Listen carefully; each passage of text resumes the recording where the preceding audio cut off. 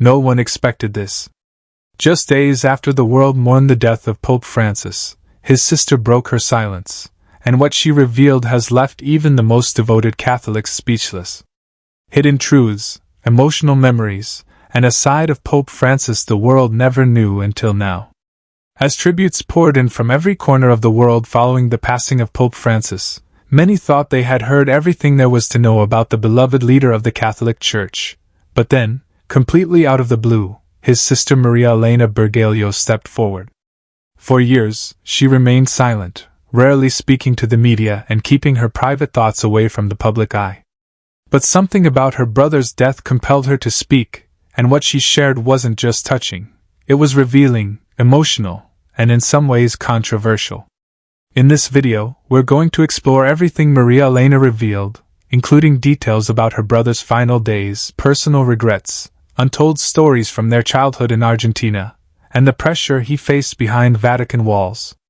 We'll also dive into how the Church responded to her emotional tribute, how the public reacted, and why her words are sparking so much conversation around the globe.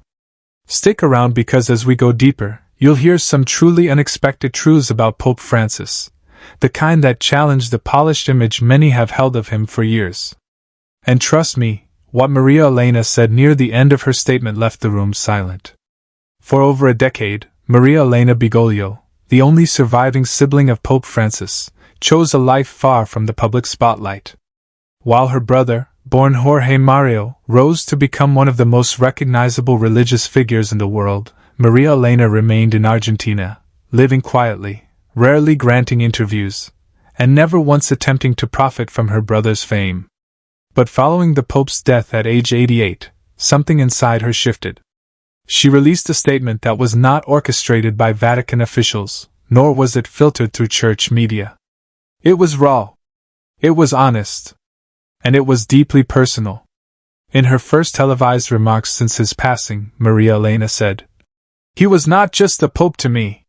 He was Jorge, my brother, the boy who chased dogs in the yard, who made me laugh when I was sick, and who cried the night our father died." She paused and then added something that stunned reporters. "I never wanted him to become Pope. It cost us more than the world will ever know." That sentence alone raised countless eyebrows. What did she mean? What had it cost them?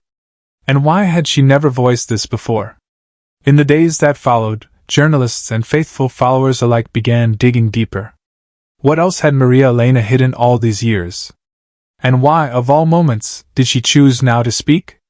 But that was only the beginning. What she revealed next made headlines across the globe, and it wasn't about church politics or theology. It was about family, sacrifice, and a truth that may challenge the legacy of the man millions revered. Maria Elena didn't just speak from grief, she spoke from memory. And as she continued sharing, the world got a rare glimpse behind the veil of Vatican formality, and into the childhood of the man who would become Pope Jorge Mario Bergoglio. Long before he wore the white cassock, he was a curious and introspective boy growing up in Buenos Aires. Maria described him as quiet but fiercely protective. Even as a child, he had this burden about him, like he was carrying something bigger than himself, she recalled.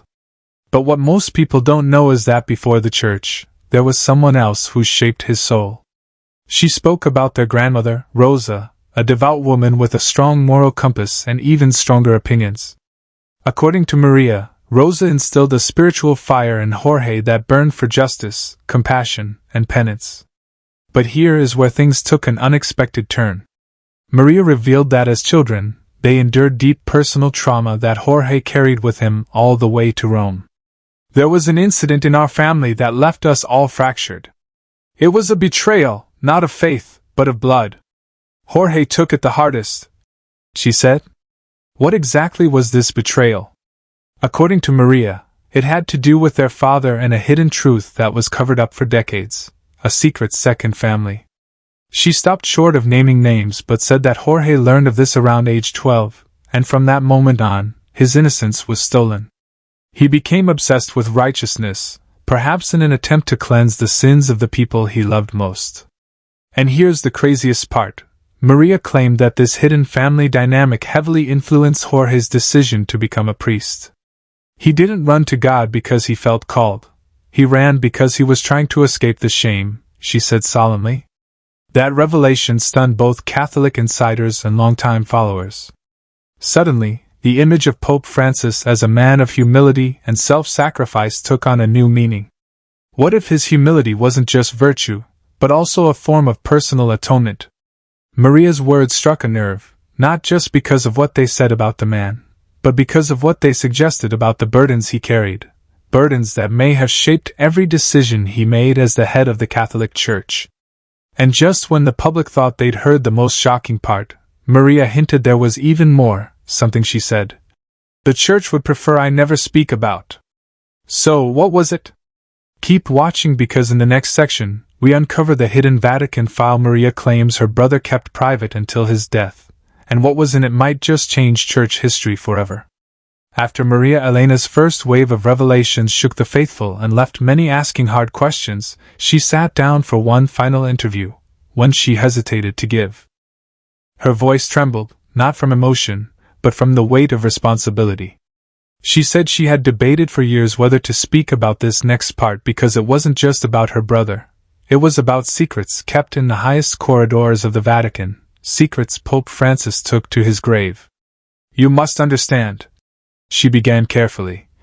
Jorge believed there were things the world wasn't ready to know. Not because they were evil, but because they could unravel everything people believed in. Maria claimed her brother had compiled a private collection of documents, letters, and recordings during his time as Archbishop of Buenos Aires and later as Pope. This collection, referred to within the Vatican as Il Dossier Nascosto, the hidden file, was never made public. Not even his closest advisors, she said, knew the full extent of what was inside. But how did she know? Maria said that during his last visit to Argentina before becoming Pope, Jorge entrusted her with a handwritten letter and a key, a literal key, she explained, to a private safe stored in a hidden archive below Vatican City. In the letter, he wrote cryptically, "If anything happens to me and the world starts asking why I kept silent on certain matters, tell them to look beyond the gold and marble. Tell them to look where even light avoids the corner." And here's where the story turns chilling. Maria never used the key. Out of respect for her brother's wishes, she left the letter sealed until the morning he passed away. And when she opened it, what she found was stunning, a confession of sorts. In Jorge's own handwriting, he admitted to discovering something that shook his faith to its core, a web of financial corruption, high-ranking abuse cover-ups, and secret dealings between the Vatican and authoritarian governments. He didn't name names in that letter, Maria explained, but he left enough clues to let her know that he was caught between his duty as a moral leader and his fear of destroying the Church. What makes this story even more unsettling is that Pope Francis reportedly chose silence over exposure, not because he was complicit, but because he believed the Church could not survive another global scandal. He made a calculated decision to reform quietly, slowly from the inside. But according to Maria, Jorge regretted that decision in his final years. He felt that perhaps the Church needed to be broken completely in order to be rebuilt honestly. She said, "He once told me, maybe I was too soft. Maybe I should have been the Pope who ended the lies, not protected them." This is where it gets even more haunting. Maria revealed that in the weeks before his death, Jorge tried to arrange for those files to be released posthumously, but something or someone intervened. The file, she claims, has since vanished from where it was stored. Vatican officials deny its existence. No one will acknowledge its presence, but Maria is adamant. They know it's real, and they're terrified of what's in it. And the biggest question now, what was so dangerous inside that file that even a pope feared to release it? The answer might lie in what Maria shares next, a revelation not just about church politics, but about a moral failure Jorge believed would be his greatest sin. As the world watched the solemn procession of Pope Francis's funeral, few people knew that just days before his passing, in the quiet dim light of his private quarters, he whispered something that left his sister Maria Elena shaken. According to her, his final hours weren't just spent in reflection or prayer, they were filled with urgency. There was one last mission he wanted to complete, one final truth he needed to make sure did not die with him. Maria leaned in close and told him. You've done all you could.